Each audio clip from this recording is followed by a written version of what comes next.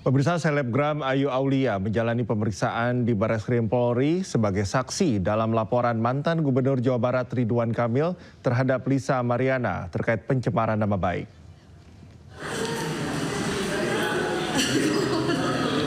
Ayu hadir bersama tim kuasa hukumnya untuk memenuhi panggilan penyidik cybercrime pada Kamis 8 Mei. Sebagai saksi pelapor dari pihak Ridwan Kamil, Ayu diminta memberikan keterangan terkait laporan dugaan fitnah dan pencemaran nama baik terhadap Lisa Mariana yang sebelumnya mengklaim telah melahirkan anak dari hubungan dengan RK.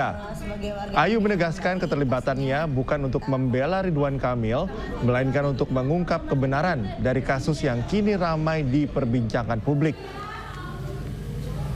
Tujuannya adalah untuk membela kebenaran karena pada saat dari awal di USG segala macam itu kan saya ada di situ, jadi saya tahu menebus kesalahan saya yang lalu-lalu di masa lalu, bagaimana saya, buruknya saya. Kalau di searching nggak adalah yang baik tentang Ayu Aulia kayaknya ya, tentang kontroversi saya boleh dong ya. Sekali lagi aku cetak satu kebenaran dalam hidup aku. Pemirsa, seorang mahasiswi ITB berinisial SSS ditangkap buntut unggahan meme bergambar Presiden Prabowo Subianto dan Presiden ke-7 RI Joko Widodo. Kasus ini masih diselidiki pihak kepolisian. Mahasiswi ITB berinisial SSS ditangkap buntut unggahan meme bergambar Presiden Prabowo Subianto dan Presiden ke-7 RI Joko Widodo. Dia dijerat Undang-Undang Informasi dan Transaksi Elektronik ITE. Kendati demikian, Divisi Humas Polri belum menjelaskan konstruksi perkara ini. Karopenmas Divisi Humas Polri, Brigjen Truno Yudo mengatakan terkait kasus tersebut saat ini masih dalam proses penyidikan. Sementara itu, KM ITB akan memberikan pendampingan hukum kepada mahasiswi tersebut. Adik ipar Joko Widodo datang ke Barreskrim Polri membawa ijazah SMA dan kuliah Jokowi. Ijazah itu akan diuji laboratorium forensik oleh penyidik Barreskrim.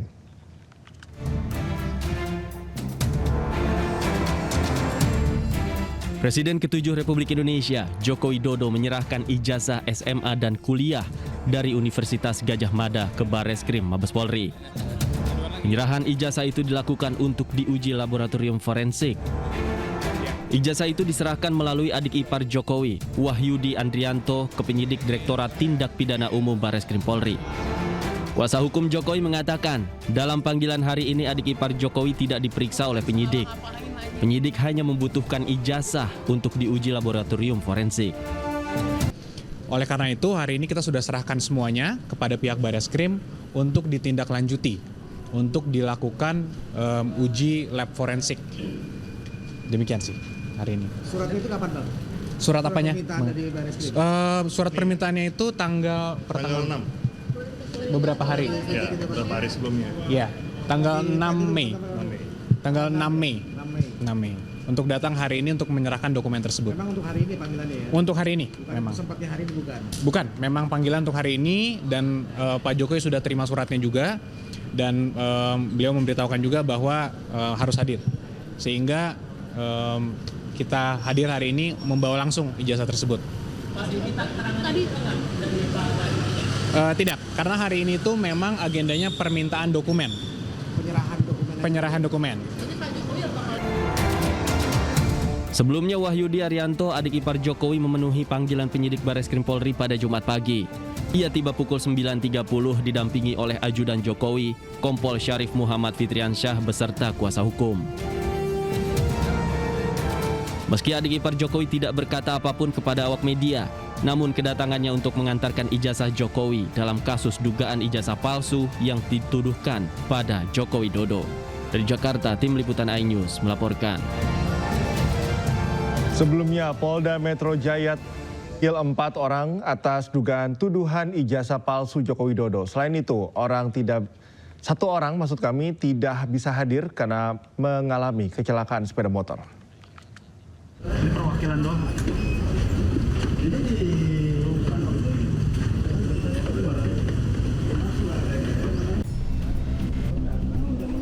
Kasus tuduhan ijazah palsu Presiden RI ke-7 Joko Widodo masih dalam proses penyelidikan. Kamis kemarin Polda Metro Jaya memanggil 4 orang untuk pemeriksaan kasus yang kian menyita perhatian publik. 4 nama yang diperiksa diantaranya Wakil Ketua Tim Pembela Ulama dan aktivis Rizal Fadilah, Damai Hari Lubis, Kurniatri Royani, dan Rustam Effendi. Namun satu terlapor yakni Rizal Fadilah tidak datang ke Polda karena sakit akibat ditabrak motor. Sementara itu, Barreskrim Polresta Solo menegaskan bahwa penyelidikan dilakukan usai adanya laporan dari Tim Pembela Ulama dan aktivis TPUA yang diketuai oleh Egy Sujana. Proses penyelidikan sendiri sudah hampir rampung dan tinggal menunggu hasil uji lab sebagai penentu penyelidikan. Yaitu pemeriksaan kita sudah memeriksa sekitar 31 saksi. 31 saksi itu ada yang dari versi pendumas ataupun teman kuliah, teman SMA dan lain sebagainya yang kami adakan klarifikasi. Sebelumnya, Jokowi mengambil langkah hukum terhadap sejumlah pihak yang telah menuduh dirinya memiliki ijazah palsu. Jokowi melaporkan 4 orang termasuk mantan Menpora Roy Suryo ke Polda Metro Jaya atas tuduhan penyebaran berita bohong terkait keaslian ijazah. Tim Liputan iNews melaporkan. KPK mengkritik keras sejumlah pasal dalam Undang-Undang Nomor 1 Tahun 2025 tentang Badan Usaha Milik Negara. Menurut KPK, undang-undang tersebut mengebiri kewenangan lembaga anti rasuah.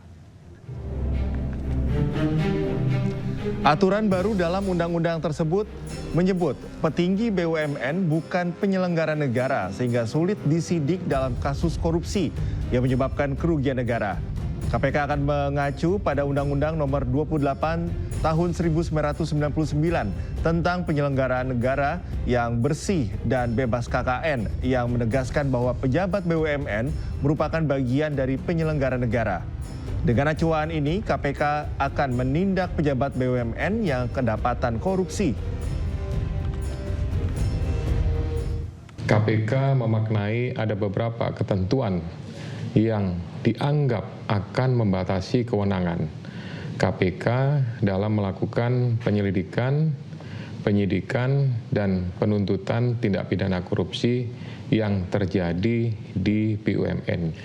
Keberadaan Undang-Undang Nomor 28 Tahun 1999 itu merupakan hukum administrasi khusus berkenaan dengan pengaturan penyelenggara negara yang memang bertujuan untuk mengurangi adanya KKN. Maka sangat beralasan jika dalam konteks penegakan hukum tindak pidana korupsi berkenaan dengan ketentuan penyelenggara negara, KPK itu berpedoman pada Undang-Undang Nomor 28 Tahun 1999.